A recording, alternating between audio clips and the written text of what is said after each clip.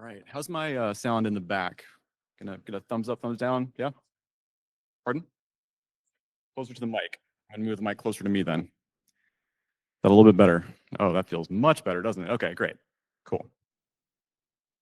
All right, so my name is Warren Moore. My talk tonight is about spatial rendering for Apple Vision Pro. In particular with low-level frameworks like ARKit, Metal, and Compositor Services. So the goal of this talk is to show you how to bring a Metal renderer into the world of spatial computing. And I want to say up front that RealityKit is the preferred API for building spatial apps on Vision Pro. But building a renderer using Metal and Compositor Services teaches you an enormous amount about how RealityKit and other engines like Unreal and Unity do what they do. And I think it's a worthwhile exercise. So a few more words about me. I worked at Apple for a couple of stints. In that gap year, 2015, I got super into Metal, and I created a website called metalbyexample.com, and I wound up writing a book that some of you have heard of. But I haven't done a whole lot of public speaking since then. I last spoke at this meetup 10 years ago. I am curious if anybody in this room was at that talk, Slug, November 2014. Nobody. New generation. Fantastic. I'm on the socials if you want to get in touch with me there and continue the conversation. Still on X in spite of all the abuse, and newly on Blue Sky, so follow me there instead. This is a QR code that will link to the sample code. I will also show this later. I don't recommend trying to follow along right now. It is 4,000 lines of Swift and Metal. It's a pretty meaty example. It's basically a full physically based rendering engine in Metal, along with ARKit and Compositor Services, Juice and Jaws. And yeah, but definitely consult it later because I'll be making a lot of call outs to it. So to give you a preview of what we're building, this is just a quick video showing a model of a wooden block game whose trademark I'm not going to say out loud, rendered in pass-through on Apple Vision Pro. Now, that's just a preview. There's a lot more to come. So on our agenda tonight, I'll talk about ARKit for visionOS, some fundamental rendering concepts, Compositor Services, and finally, interaction and immersion. So we'll kick it off with ARKit. ARKit is a cornerstone of spatial rendering on Vision Pro. So first, we'll walk through some of the ARKit APIs that are specific to visionOS and see how they enable our goals. Specifically, we'll talk about scene understanding, how the headset knows what it knows about the world it can see, poses and transforms, data providers, running an ARKit session, and handling anchor updates. So to begin with, scene understanding is the process of building a map of the real world with the cameras and sensors inside the Vision Pro headset. ARKit's main job is to understand the world around you, and it informs you of what it knows in the form of anchors. So an anchor is an object that has a coordinate system attached to a real-world location, and it might correspond to a tracked image or object, or it might represent a hand or a tabletop or an appliance or the actual headset that you're wearing. We locate an anchor in 3D space with a pose, and a rigid body pose can be identified by a position and an orientation relative to some global origin. And the orientation tells us which direction the coordinate axes point. So in ARKit, the global origin is determined by the system, and it's positioned on the floor or the ground near the user's feet.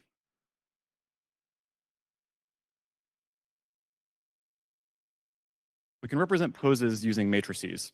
So each part of a pose can be thought of as a transformation that is applied to bring coordinates in one coordinate space into another. For instance, the position is the part that moves points around in space. The orientation can be interpreted as a rotation, and we can introduce a scale factor along each axis to express relative scaling. And together, these parts form a translation, rotation, scale matrix, or TRS, which we sometimes call a transformation matrix or a transform. We're using them again to move points from one coordinate space into another.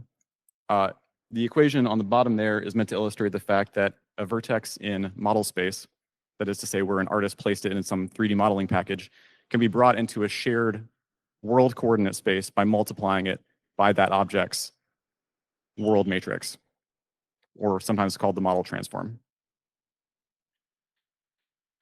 So naturally, the pose of an anchor is expressed as a matrix, and this matrix simultaneously expresses the position and orientation of the anchor relative to the ARKit origin, and it gives us a way to transform points into and out of the coordinate space of the anchor. And this is crucial for constructing the matrices that we feed to our metal renderer to allow us to render content relative to the headset as it moves around.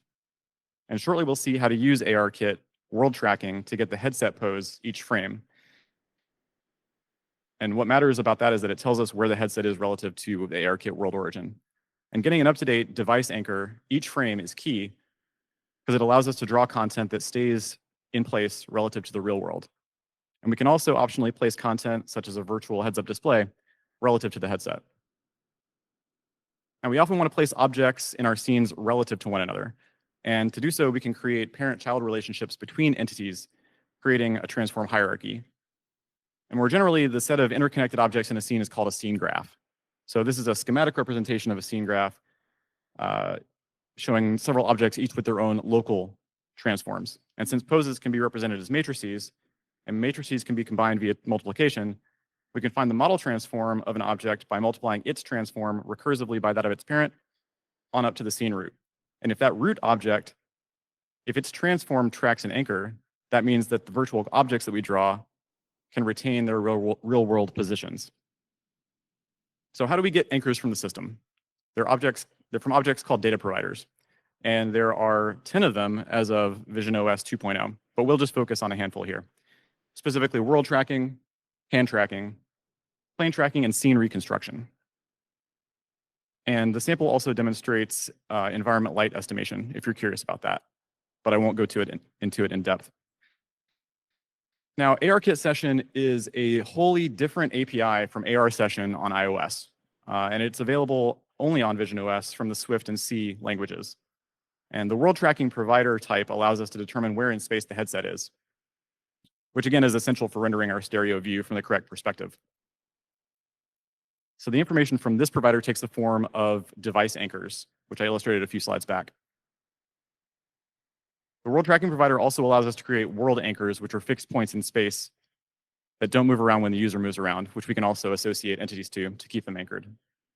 And as with ARKit on iOS, on visionOS, you need permission to access most of the data that you can get from a data provider.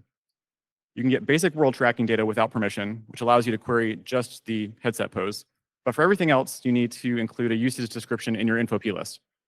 Now, ARKit will automatically prompt the user when you start a session with one of these data providers, so you don't need to do it yourself. World sensing features such as scene reconstruction do require user permission using this key. And hand tracking requires its own string and permission as well. Now, once the session is running, there are two ways to get updates from ARKit. One way to get anchor updates is by subscribing to async sequences. Every data provider has an anchor updates property of type anchor update sequence, which is generic over its anchor type, and it conforms to async sequence. So to listen for such updates, we can spin up a task and use for await syntax to iterate over the anchor updates as they arrive.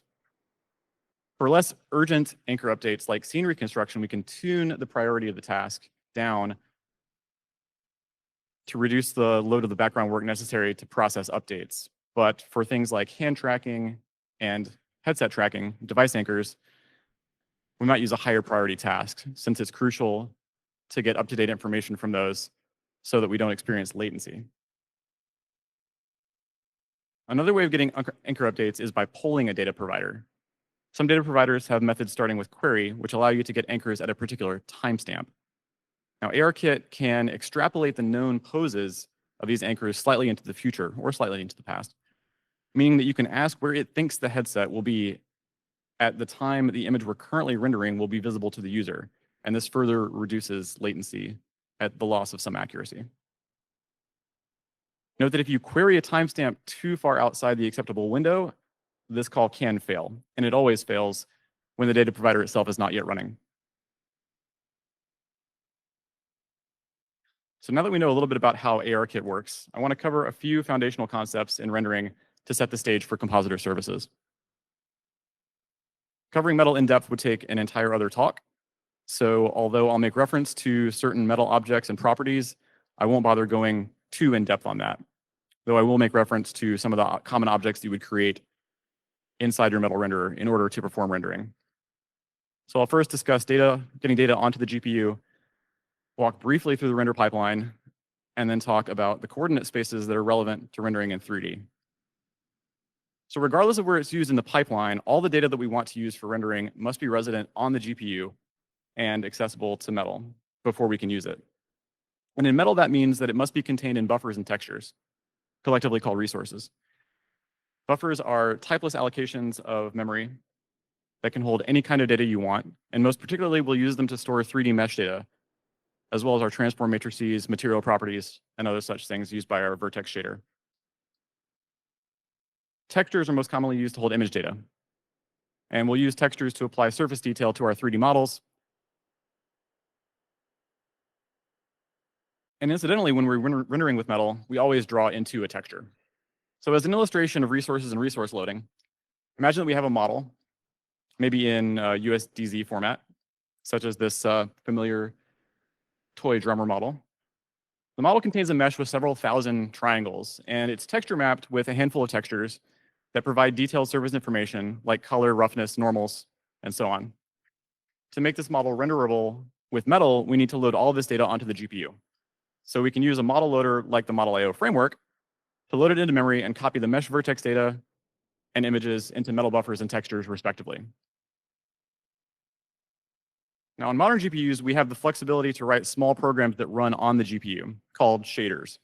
And each shader function is written in a specialized language called the metal shading language, which is based on C++, not Swift, to much people's chagrin. But each metal shader handles one small unit of work. So for instance, if you have a vertex function, the main job of a vertex function is to load the data for one vertex into memory and transform it through a number of coordinate spaces and produce a position in clip space.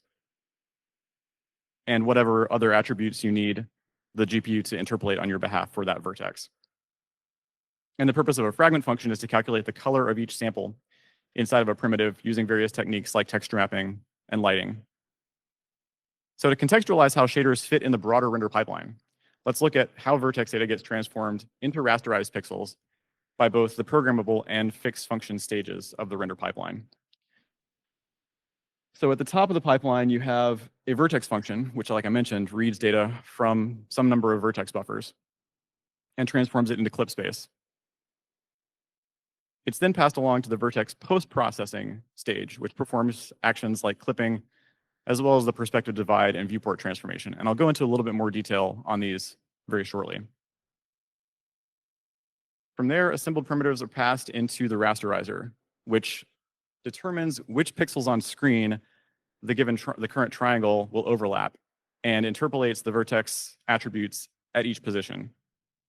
It then passes that data to the fragment function, which is another programmable stage that you use in order to determine the color of each fragment. Then there are a few more operations that are performed on the way out, including alpha blending. And from there, if a fragment passes various tests like the stencil test and depth test, it's written out to the render target. So let's look at a more visual explanation of how a scene is transformed during the vertex processing stage. When we want to place multiple objects in a scene together, each of them is given a transformation, a model transform, that places it relative to the world origin. And the camera has its own transform relative to the world origin, which is related to the view matrix.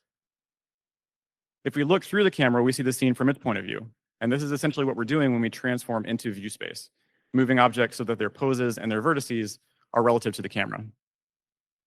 Multiplying by the projection matrix moves everything into clip space. And this is a quasi-normalized coordinate space running from -1 to 1 in x and -1 to 1 in y and 0 to 1 in z. And here I've labeled the boundaries of clip space with normalized device coordinates to make things simpler to illustrate.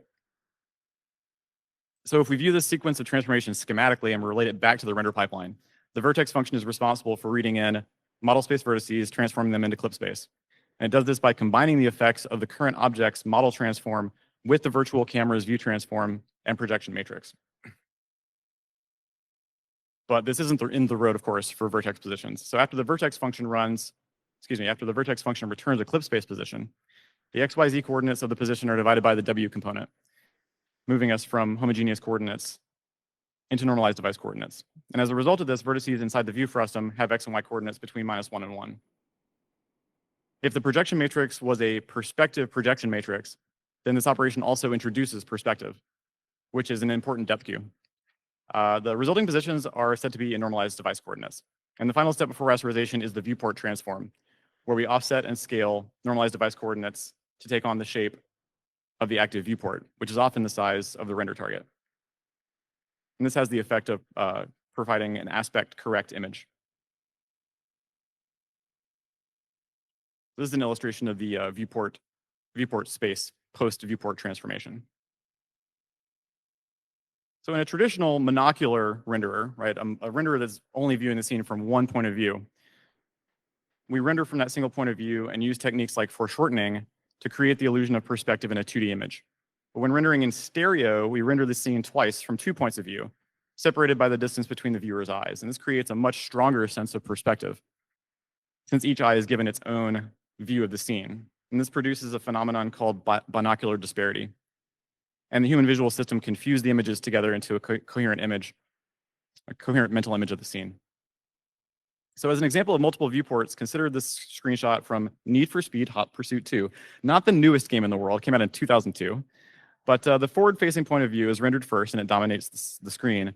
But in the top, we also see a rear-view mirror view. So this secondary viewport is more interesting because it doesn't take up the whole screen, and it shows the scene from a different point of view. And when we talk about stereo rendering, it's important to account for the fact that we need to render the scene simultaneously from multiple points of view, potentially into different regions of the render target. So to recap this brief overview of 3D rendering, whenever we're rendering with metal, we have to load all data into GPU resident resources. We have the opportunity to write shaders to transform vertices and perform whatever lighting calculations we want. And stereo rendering is really just rendering the same thing from different viewpoints.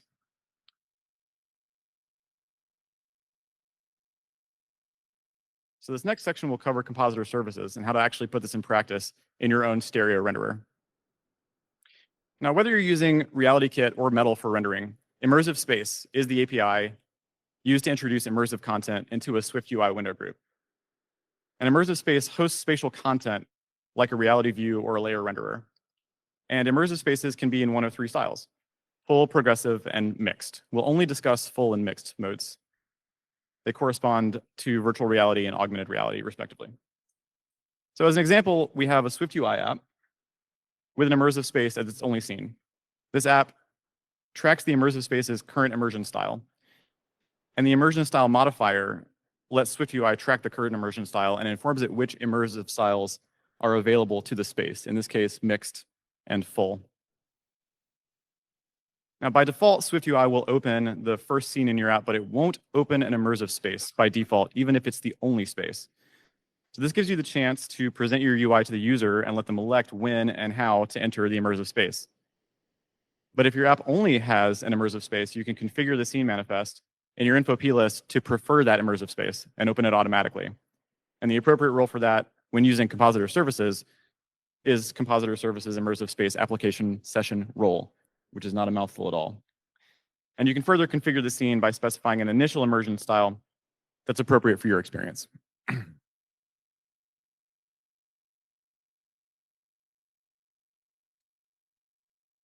Now we have a choice to make when adapting a metal renderer to use Compositor Services. And the question is, how do we map each stereo point of view to our render target textures? We call these various options layouts. When we're drawing a 3D scene with a traditional renderer, we draw into a viewport that covers the entire render target. And there's only one view. Now, the simplest approach is to continue to use one texture per point of view. And this is called the dedicated layout. And in this layout, we commonly perform one render pass per eye. And another option is to render both views into the same texture side by side. And this is called the shared layout. And the final approach is to use a texture array. which is a texture containing multiple identically sized slices, each of which is a 2D image in its own right. Using a technique called layered rendering, we can simultaneously render into multiple separate slices in a single pass, and this corresponds to the layered layout. It's the approach that we'll favor when rendering with Compositor Services.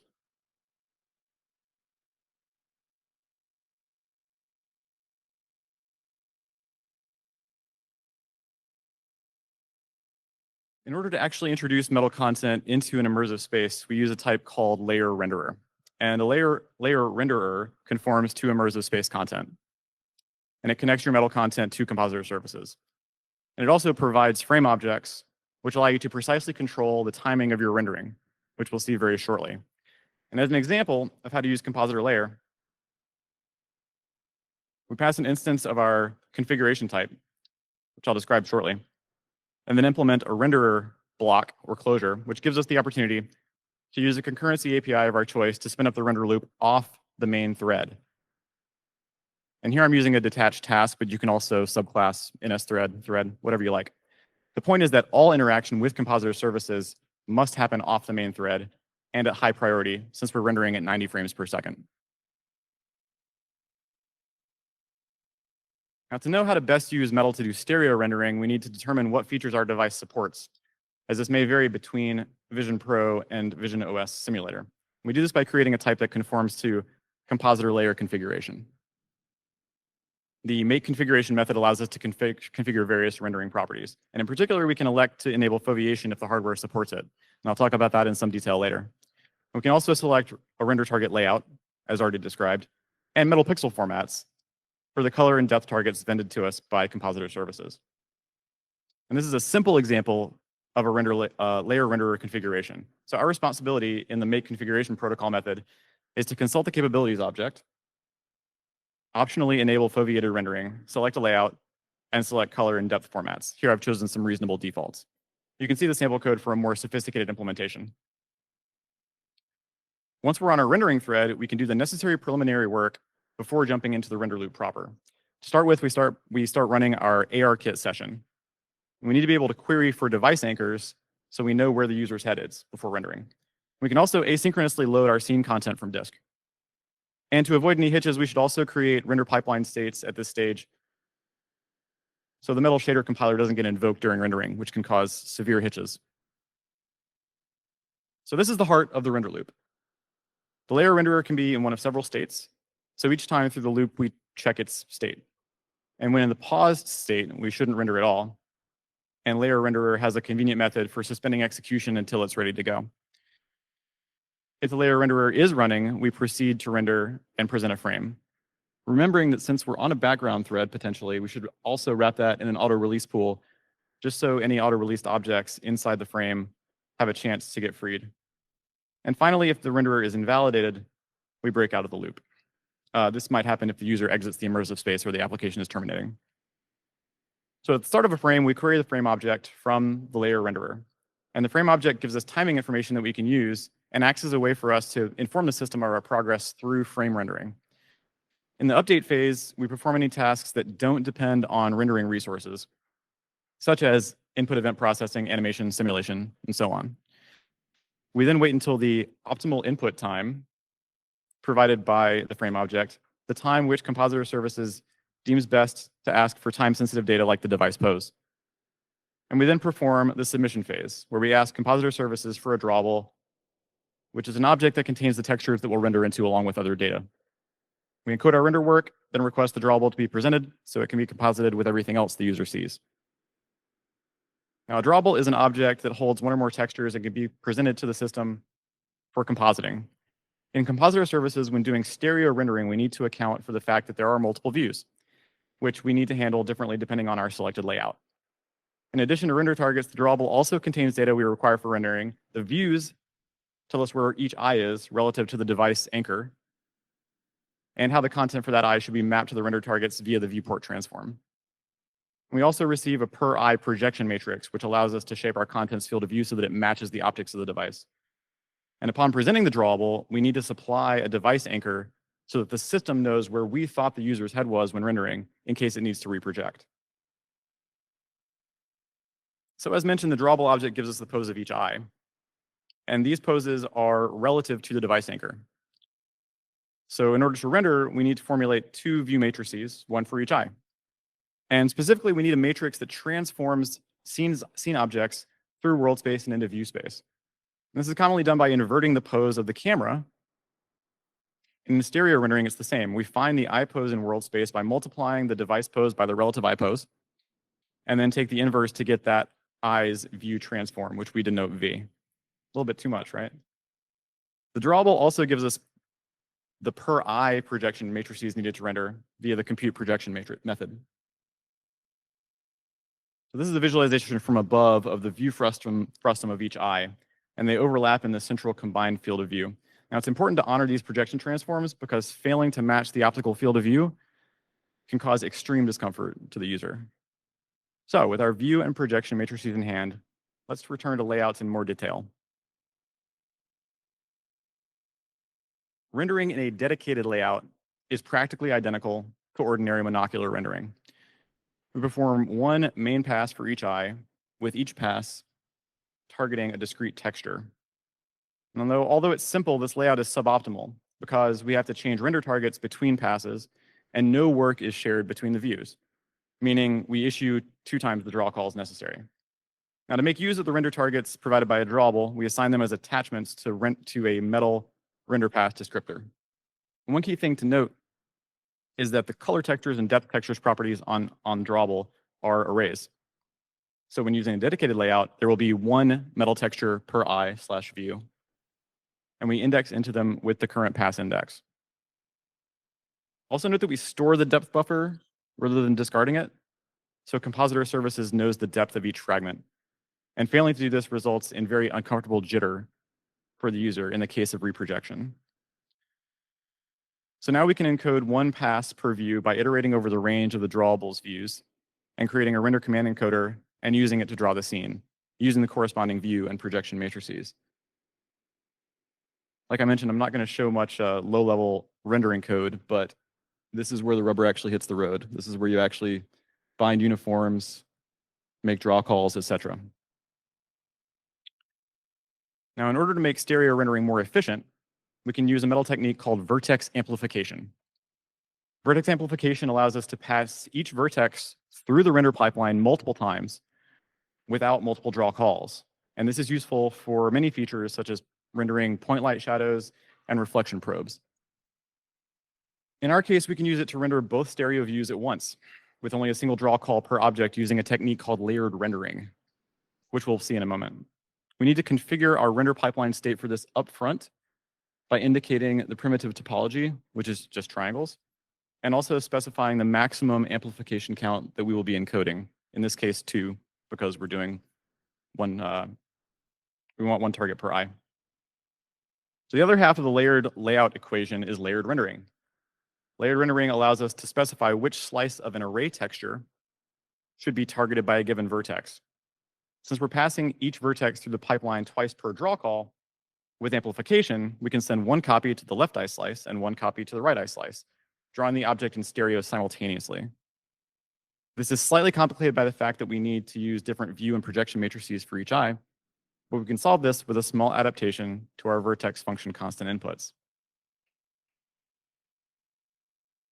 So this shows the differences between an ordinary monocular renderer and layered rendering.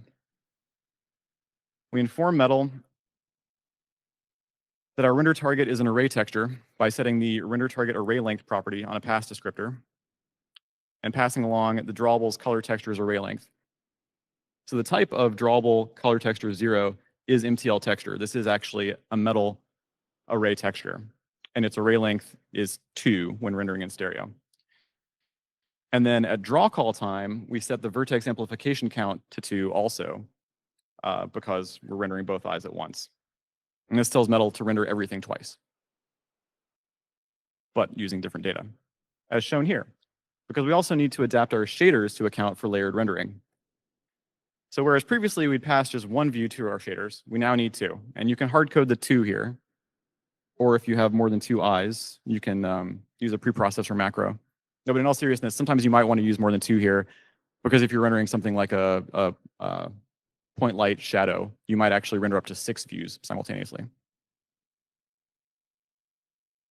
We can also add a member to the output type of our vertex function with the render target array index attribute. And this is used to target where the rendered primitives should wind up, specifically the slice of the array texture that we're targeting. Finally, we adapt our vertex function for layered rendering. We use the amplification ID, which we take as a new parameter, which Metal sets to 0 or 1 on our behalf during amplification.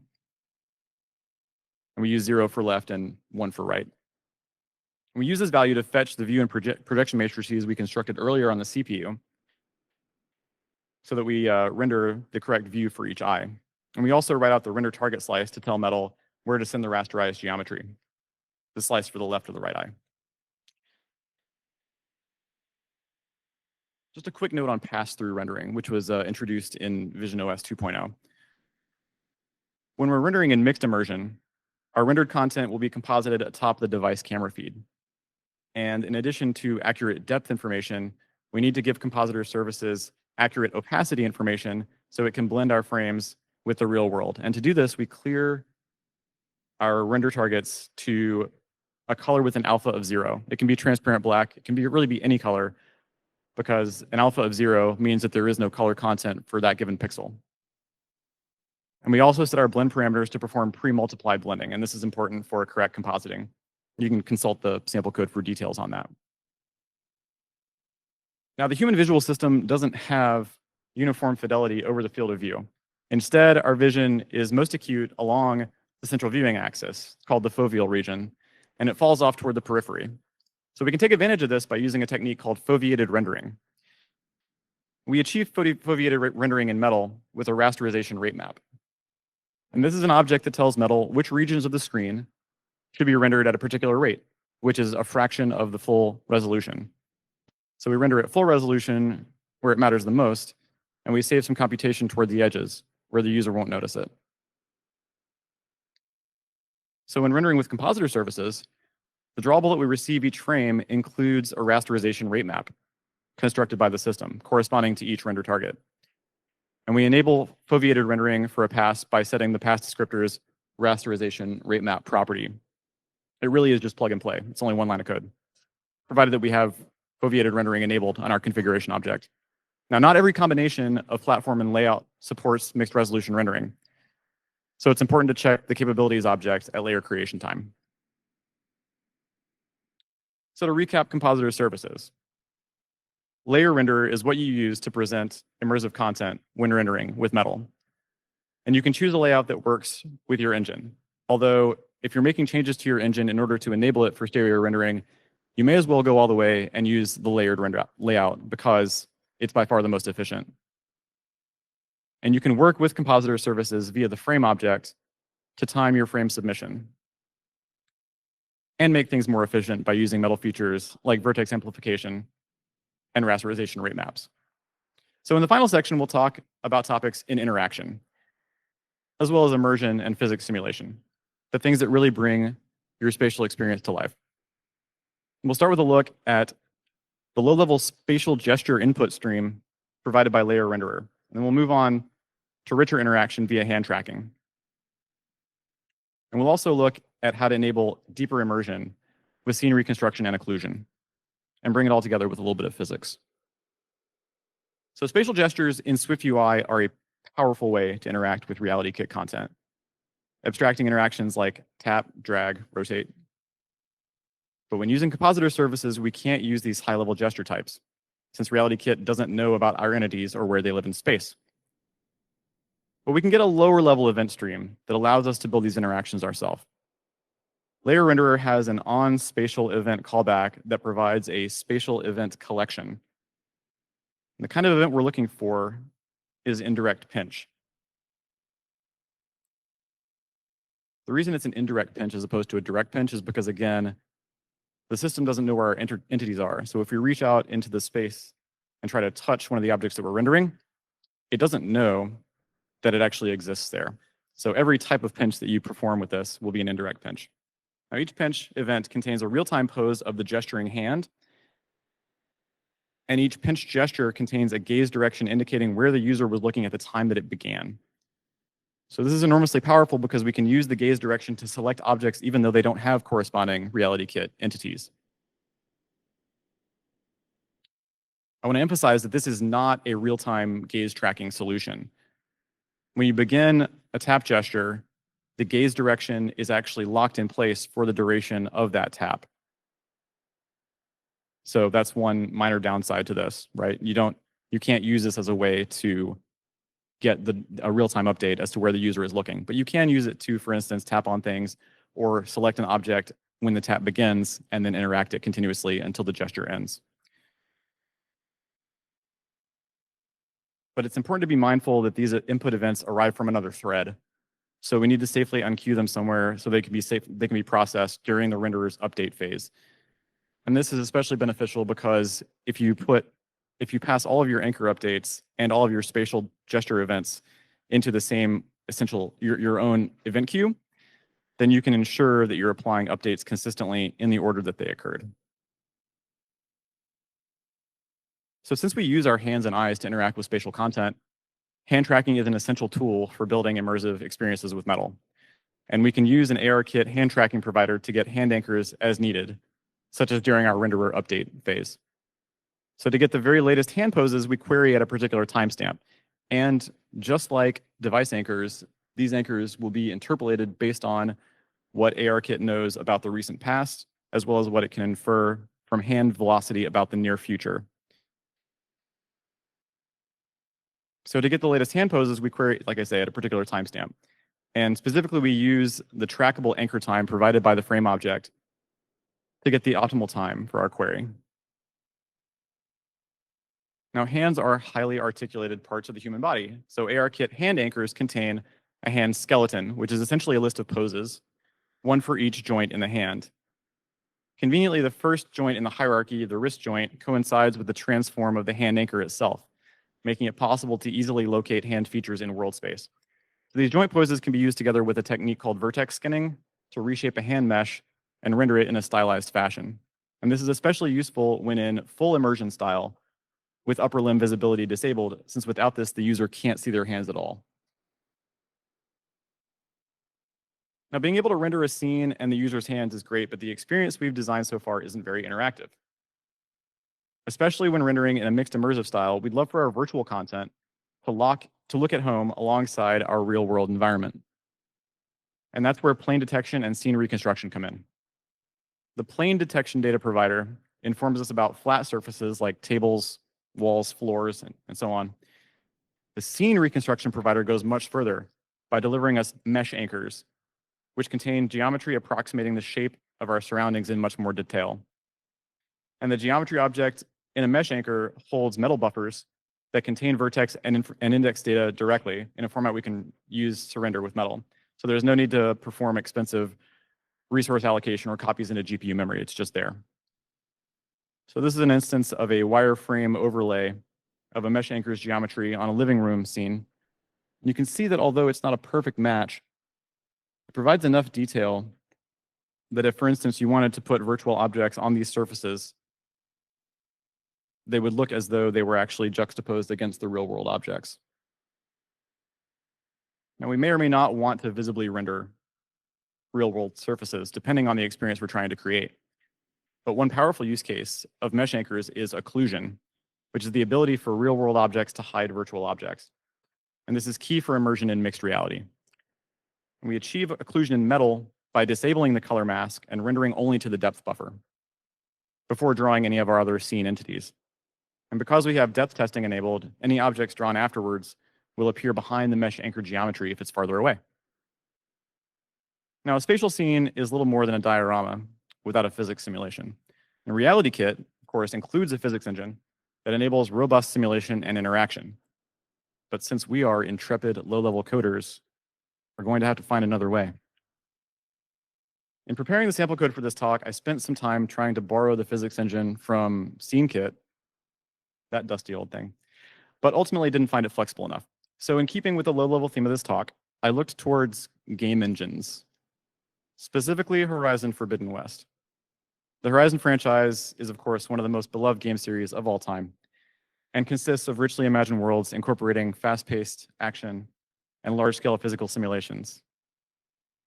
Amazingly, the physics engine used by Horizon Forbidden West is open source, and it's called Jolt. According to its own GitHub page, Jolt Physics is a multi-core friendly rigid body physics and collision detection library written in C++, suitable for games and VR applications. Now, you might think it's pretty extreme to use a AAA game physics engine for a simple spatial rendering demo, and you'd be completely right. But it's also really cool. Now, unfortunately, I don't have the time in this talk to walk through the physics implementation in its entirety, but I'll briefly describe the concepts involved, starting with physics, shapes, and bodies. To tell a physics engine about our objects, we give them a shape. Now, since meshes can contain a lot of detail that would make physical simulation terribly expensive at runtime, we simplify these geometric representations. Ideally, we use simplified shapes like boxes or spheres, since these can have specialized intersection routines that make physical simulation much cheaper. In the worst case, though, Jolt can generate convex hulls that wrap solid objects for us. And if an object is static, like our mesh and plane anchors, we can just use the geometry as is, even if it's non-convex. Now, in addition to a shape, physics objects need a body. And that's just an object that holds the physical properties of an entity, like its mass, friction, and restitution, or bounciness. Bodies come in three types: static, dynamic, and kinematic. Static bodies, like our mesh anchors, don't move, but they can be collided with by moving objects. Dynamic objects are fully simulated and are subject to collision and global forces like gravity. And finally, kinematic bodies are those that are driven by interaction or animations. And they can induce forces on other objects, but they don't respond to forces themselves. So to keep a physics simulation loosely coupled to the scene graph, we mirror all entities with a physics body into the simulated physics world, but the two don't know about each other directly. Instead, each frame, we copy the pose of any kinematic object that's moved, such as a hand anchor or a head anchor, over to the physics sim, and then tell it to simulate its vision of the world, and then copy back the transforms of any dynamic objects that were affected by the simulation. Now, physics engines are exceptional at detecting collisions, and we can use this to our benefit for spatial interaction. Every physics engine worth its salt supports hit testing, sometimes achieved with a technique called raycasting. So if we attach a physics body to every interactable entity, then we can select and interact with virtual content using hand tracking and spatial gesture events. So here we can see how a ray projected along the captured gaze direction of an indirect pinch gesture can be intersected with entities to produce a list of potentially interesting intersection points. We might, for example, apply a force to the closest object, the basketball, or begin some other interaction like a rotate or drag gesture. The sample code illustrates how to do this in detail, but for now, I'll just show you a demo of the final sample code in action. So this is the same vantage point that we saw the mesh anchors from. And the sample code has identified a flat surface, in this case, a coffee table, and placed a targeting reticle there. In a moment, you're going to see my hand come into view. And it's rendered using vertex skinning, and it's tracked in real time. And there's a collider object attached to my fingertip. So I'll perform a spatial gesture, a simple pinch, to instantiate a wooden block tower. So far, so good. But I can also directly interact with this content just by shoving it around with my hand. I'm not very good at Jenga.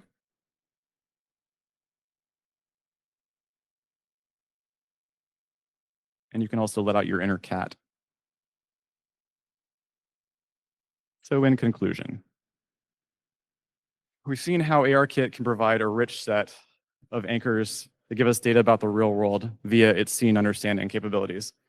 We can use Metal and Compositor Services to enable, I believe, truly limitless spatial rendering capabilities, and we're only getting started. And although physics and interaction are somewhat do-it-yourself in this world, they're aided by scene understanding, and you can use them to create any kind of immersive experience you might care to. Here again is a link to the sample code if you want to take a snap of it.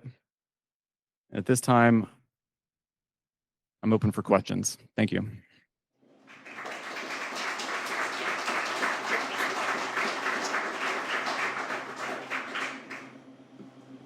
Anybody? Yeah, John. So big one for me is, let's see, I was wondering if you figured out, is there an easy way to get the occlusion mesh? Any easy, let's say. Any easy way to get an occlusion mesh? Yeah, I meant to talk about that. I wonder if I skipped that slide. So the way you do occlusion, yeah, I mean, I did talk about that, right? The way you do it is that you run a scene reconstruction data provider, you get mesh anchors, and then you render those mesh anchors with an occlusion material, which writes to the depth buffer, right? Well, you can also use it as a collision mesh. Yeah, I use the same thing for both, because that's as fine-grained as ARKit gets. So I used it both for physics and for occlusion. Yep. I was in reality and I was like, oh, okay, I can just use this nice mesh and getting stuff. Oh, it's in the wrong format. Yeah. So. Yeah, I mean, I definitely had to massage the data in order to get it into the physics simulation. That's a good point. So the physics engine, of course, doesn't run on the GPU, it runs on the CPU. So there is a copy that you have to take there. And basically you just subscribe to anchor updates on the scene reconstruction data provider. It hands you new mesh anchors as it learns things about what you're looking at. And then you take the vertices and indices that you get in the metal buffers that are contained in that geometry, and you can just copy them out to a C++ or a CPU array. Yeah. Yeah. Yes. Could you please go back to one of the slides about layered rendering? Absolutely. I think it was like 51. 51. Okay, I'm glad you noted the number. So this is 51. I might have got the wrong number. It's okay. I wanted to ask. Was it one with pictures or one with code? Code. Code. Okay. Pretty much layered rendering. Layered rendering. Okay. Yeah. Pretty much, you made a point about how you might need multiple views, and when it comes to like, yep, here we go. Are we getting closer? Yes. Here? Yes. Okay.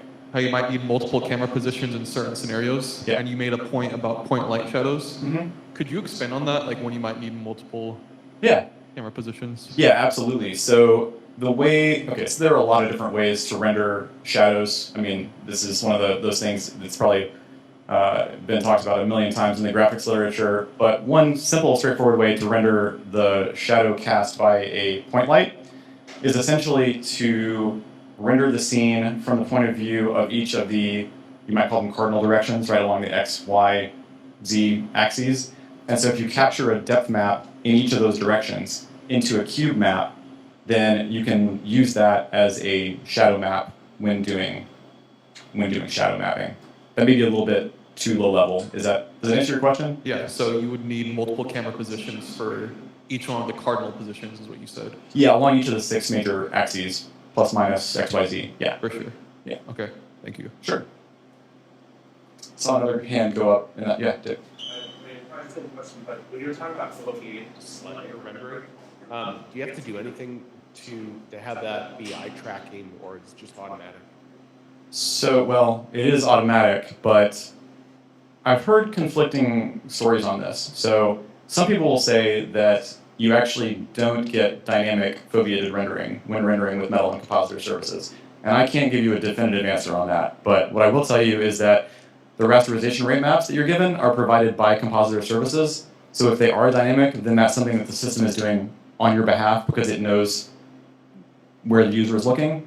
It's not something like you don't get the gaze direction and generate the rasterization rate map yourself. You just use what you're handed. So, but if you do have a Vision Pro, you can capture an app that uses compositor services and actually see a visualization of the generated rasterization rate map. So that would tell you whether or not it actually depends on the gaze direction. Yeah. Good question, though.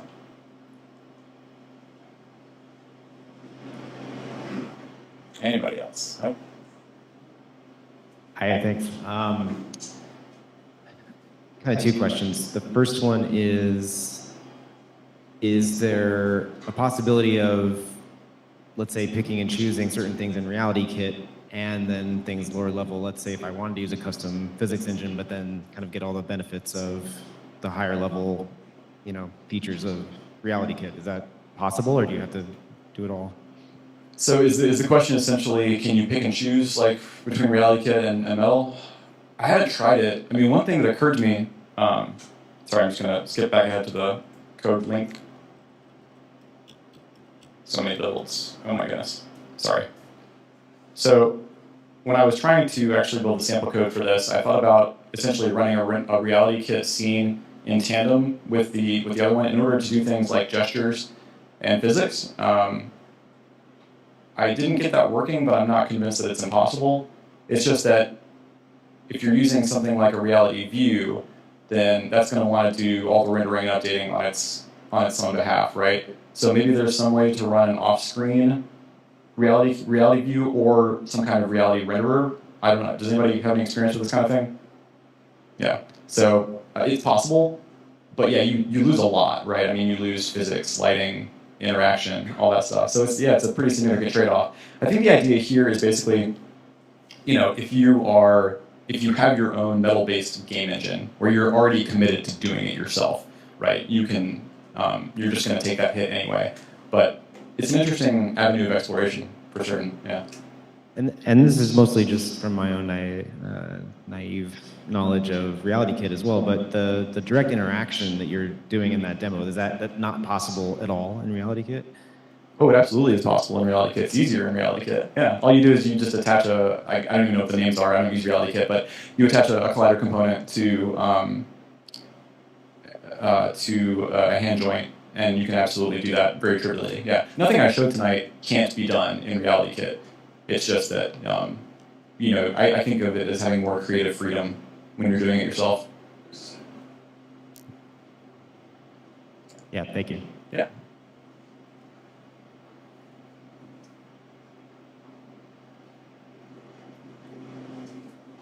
John again. I just wanted to ask, how do you balance, since this is a Swift user group, you're using Jolt, which is C++. How do you kind of decide whether to write something in C++ or Objective-C or Swift? And how do you kind of combine all that together? Yeah, so how do you pick the language? Well, so for this demo, I was really committed to doing as much in Swift as possible.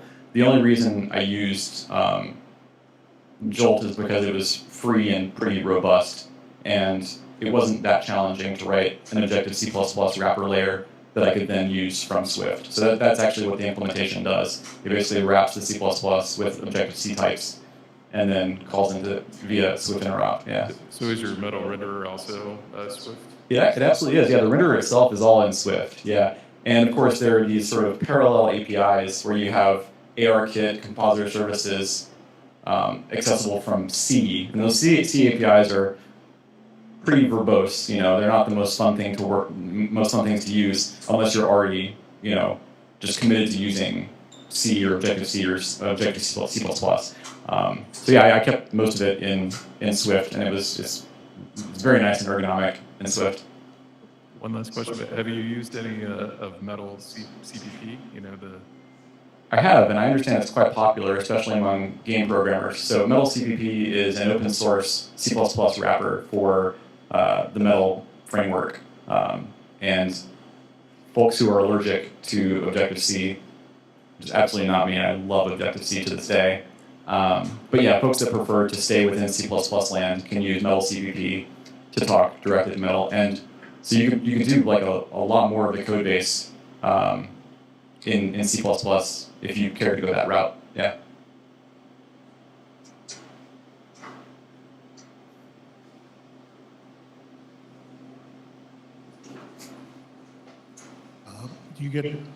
Is it possible to get some of the lighting hints from the system in Metal? Is that Compositor Service doing that for you, or what? Yeah, the reason I didn't talk about light estimation, so there's I forget the exact name of it. I think it's Environment Probe Data Provider, something like that. And it will give you estimated lighting. The chief problem with that is that it's very low resolution for privacy reasons. So you can get basically, it's literally a cube map that is 8 by 8 pixels. So whereas, if you're doing like actual specular lighting in a VR context, you want your environment map to be like 2K, 4K, right? Yeah, so this is a minuscule fraction of that. So I do use the information provided by the system to do basic diffuse lighting by basically just sampling the lowest level bitmap of that system provided environment light. But you're not going to get nice specular reflections, mirror reflections from that, and it is a major downside to this approach. Yeah. I'd be curious to know whether if you were using the enterprise entitlements, which allow you to get camera frames, whether it upreses or whether you can get a higher resolution light estimate. But I haven't looked into that. I haven't looked into that entitlement. It's an interesting avenue for exploration. Thanks. All right, looks like we're going to call it there. Thank you.